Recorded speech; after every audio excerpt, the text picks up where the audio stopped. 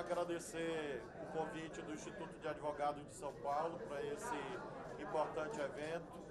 Nessa ocasião, me faço acompanhar do secretário nacional de Justiça, o doutor Augusto Botelho. Está aqui também comigo o superintendente da Polícia Federal em São Paulo, doutor Rogério Giampaoli, e nós estamos aqui para participar desse evento e, claro, irei abordar as ações do Ministério da Justiça e Segurança Pública, uma das quais se desenvolveu no dia de hoje. Nós tivemos, há algum tempo, a referência, a informação de que um agrupamento criminoso, uma organização criminosa, visava planejar e executar atentados violentos contra várias autoridades. Essa informação chegou originariamente até mim por intermédio do presidente do Senado, o senador Rodrigo Pacheco, que me informou da possibilidade da existência disto. Evidentemente, eu contactei imediatamente com o diretor-geral da Polícia Federal, o doutor Andrei, informei a ele dessa possibilidade oriunda desse relato que me foi transmitido pelo presidente do Senado, o senador Rodrigo Pacheco, e determinei que a Polícia Federal estivesse mobilizada, tendo em vista que se inseriria na sua competência pelo fato de ter uma repercussão interestadual, à luz do artigo 144 da Constituição Federal, quando há uma repercussão internacional ou interestadual de um ilícito, a Polícia Federal pode e deve atuar. Esta foi a razão pela qual determinei, há aproximadamente 45 dias atrás, quando eu fui procurado pelo presidente do Senado, que a Polícia Federal estivesse acompanhando esses eventos ou essas possibilidades ou esses indícios. Ao longo do trabalho da Polícia Federal, trabalho sério que eu quero mais uma vez homenagear, houve a identificação de que esses indícios eram consistentes por intermédio de vários procedimentos de investigação efetuados pela Polícia Federal, que obviamente nesse momento não podem ser revelados. Esses elementos indiciários, elementos de prova, conduziram a que a Polícia Federal avançasse na investigação e chegasse à conclusão de que efetivamente havia um planejamento em curso para a execução de ações violentas, tendo vários alvos. Um promotor do estado de São Paulo, que era o alvo original de onde nasce a investigação, Dr. Lincoln, que essas possibilidades envolviam também autoridades do sistema penitenciário de vários estados, integrantes das polícias de vários estados e também o hoje senador da República, Sérgio Moro. Este fato, para nós, não altera em nada o dever legal da Polícia Federal de agir. E assim foi feito. E por isso finalizo essa declaração dizendo que é vil, dizendo que é leviana, dizendo que é descabida qualquer vinculação a esses eventos com a política brasileira. Eu fico realmente espantado com o nível de mau caratismo de quem tenta politizar uma investigação séria. Investigação essa que é tão séria que foi feita em defesa da vida e da integridade de um senador de oposição ao nosso governo.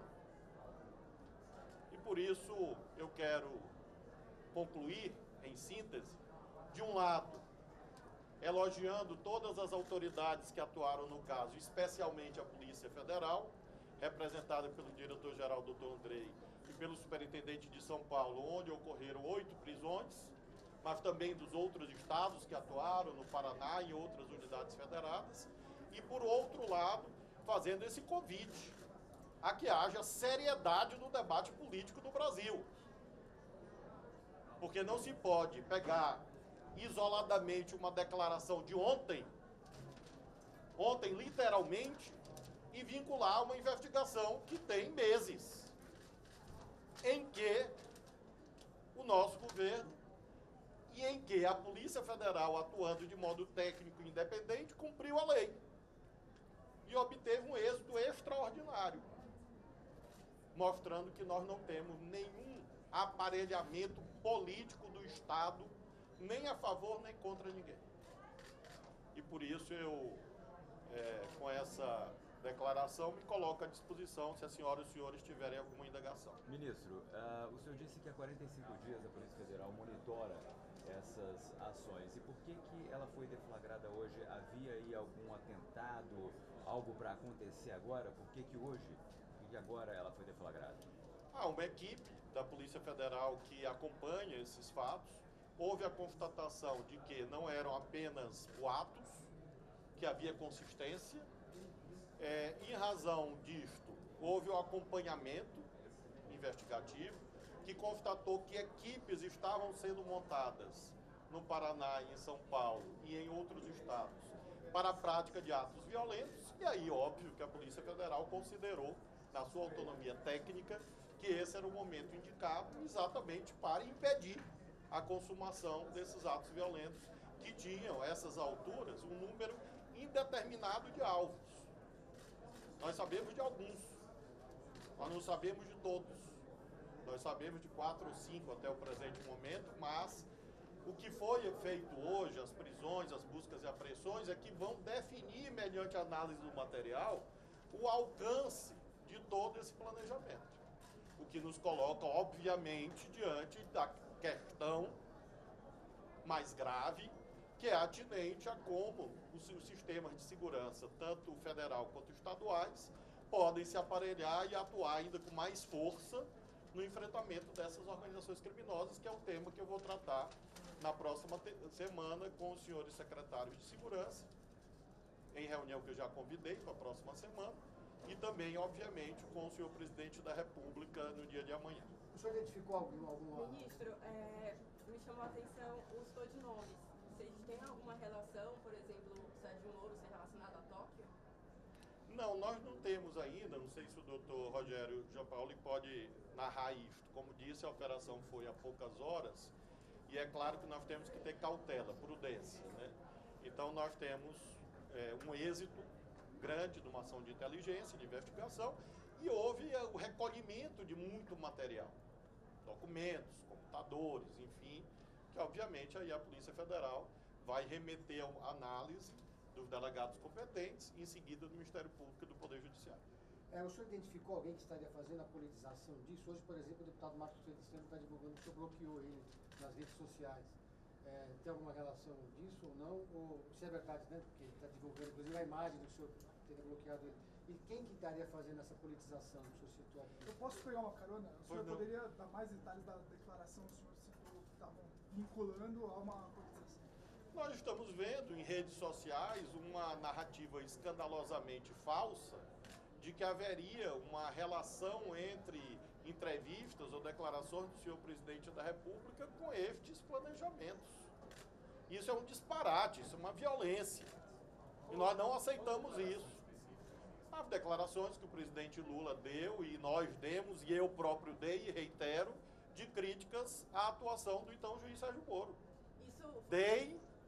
Darei e reitero todas as declarações críticas em relação à atuação do então juiz Sérgio Moro. Ocorre que estas declarações críticas, que, repito, reitero em relação ao Sérgio Moro, não me impedem e não impediram a Polícia Federal de proteger, cumprindo a lei, uma pessoa que é crítica ao nosso governo. Ou seja, a politização é vil, a politização é disparatada. E eu quero realmente deplorar isto, porque nós precisamos nos focar no principal. Quem nesse momento faz politização indevida está ajudando a quadrilha. A ausência do seu nome no tweet dele, agradecendo, né? Deus, o mundo e o Raimundo. Você percebeu algo? Não, eu não percebi. Também não percebi bloqueio, porque realmente eu estou focado no principal, que é dar resultado à população. Beleza. Especificamente em relação ao senador Sérgio Moro, o que foi apurado na investigação? Ele era um alvo principal, já havia algo planejado a ser desencadeado em breve em relação a ele? E, ministro, Nós pegando carona só na pergunta, Há uma informação ainda não confirmada de que ele seria alvo de extorsão e não de assassinato. Há já alguma definição de qual crime seria cometido contra ele?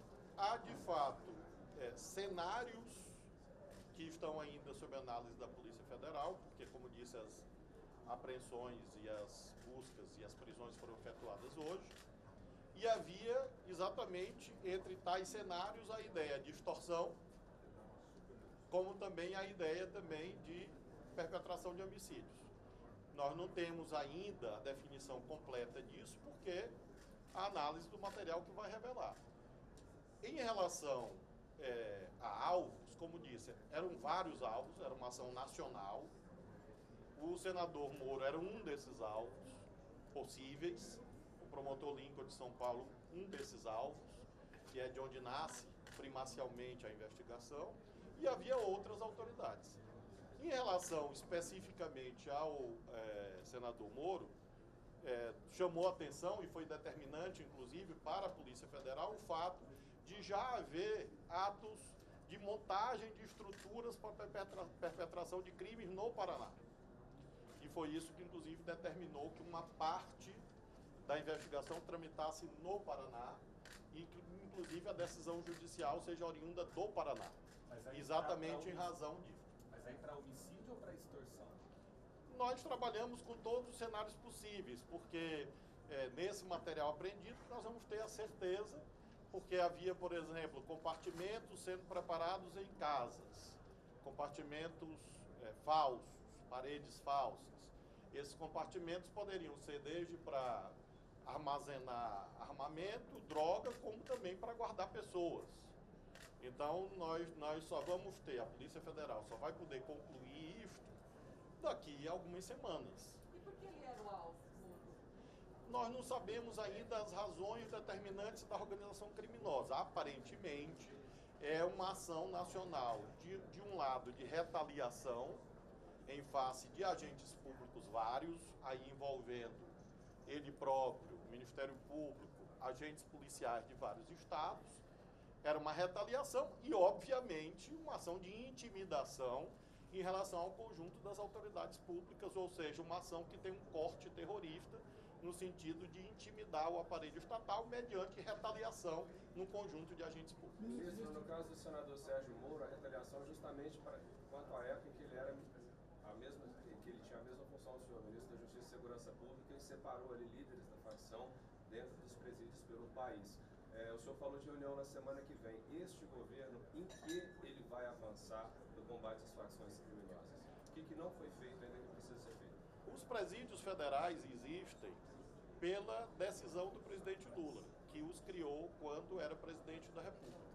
Esses presídios federais continuam a ser usados e não é nenhuma novidade que eles sejam usados na transferência de presos.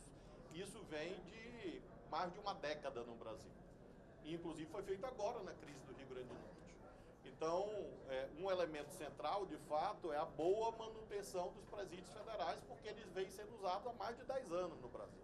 Não foi, portanto, uma invenção deste ou daquele personagem. Agora, a grande questão é o que se passa nos presídios estaduais, porque hoje as facções criminosas indubitavelmente nasceram e se nutrem do sistema penitenciário, e melhorar a capacitação das polícias, porque nós estamos vendo uma escalada não apenas na quantidade, eu diria na qualidade, na ousadia da atuação dessas associações criminosas, o que exige que haja proporcionalmente investimentos nos aparelhos policiais dos estados e, obviamente, federal, para poder dar conta desses múltiplos fenômenos. Eu vou precisar encerrar, que eu tenho um evento. Então, em relação ao Rio Grande do Norte, é possível fazer uma análise, um vínculo entre as duas situações? Porque é um momento delicado nesse Brasil. Na verdade, a gente pode identificar que, desde eventos ocorridos em São Paulo há algumas décadas,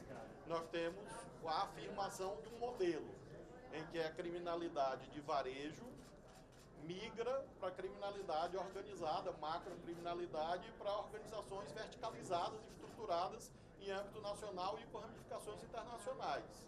Então, quem analisa a trajetória do crime no Brasil nos últimos 20 anos ou 30 anos, vai encontrar muito claramente essa mudança. E é este fenômeno novo que nós temos que enfrentar. Há vínculo causal entre uma coisa e outra? Não.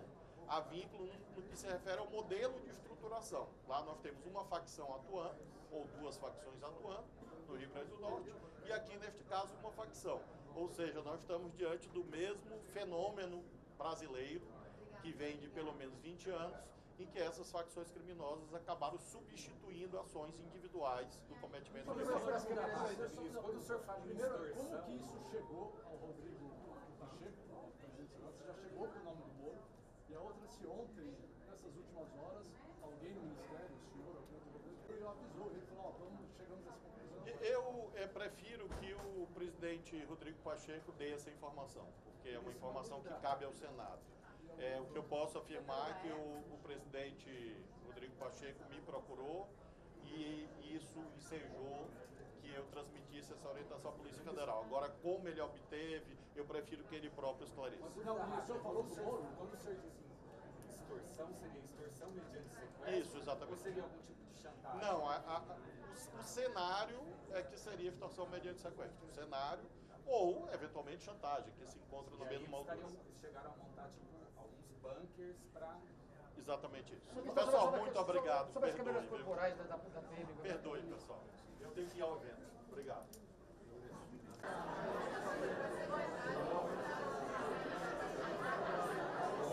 Bom dia.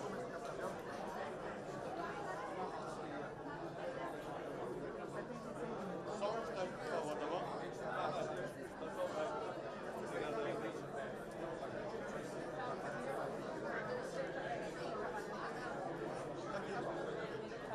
Não, Renato.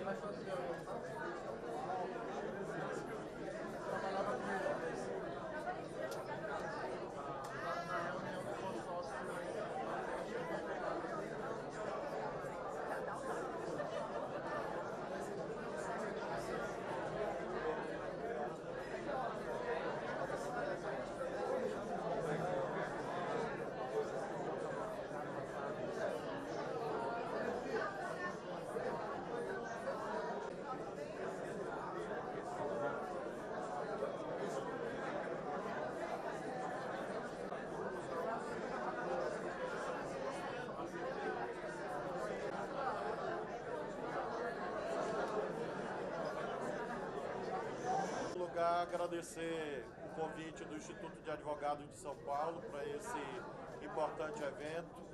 Nessa ocasião me faço acompanhar do secretário nacional de Justiça, o doutor Augusto Botelho.